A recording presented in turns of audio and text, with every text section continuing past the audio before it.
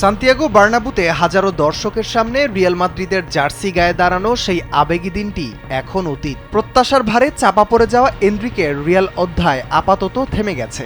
মাত্র ১৯ বছর বয়সী ব্রাজিলিয়ান স্ট্রাইকারকে মৌসুমের বাকি সময়ের জন্য ধারে ফরাসি ক্লাব লিওতে পাঠিয়েছে রিয়াল। প্রতিভার ঘাটতি ছিল না, কিন্তু রিয়ালের তারকায় ঠাসা দলে জায়গা করে নেয়াই কঠিন হয়ে যায় তার। চলতি মৌসুমে সব প্রতিযোগিতা মিলিয়ে মাত্র ৩টি ম্যাচে খেলেছেন তিনি। জাতীয় দল ব্রাজিলেও অনিয়মিত হয়ে পড়েন এনরিক। ফলে ২০২৬ বিশ্বকাপের স্বপ্ন বাঁচিয়ে রাখতে নিয়মিত খেলা দরকার তার।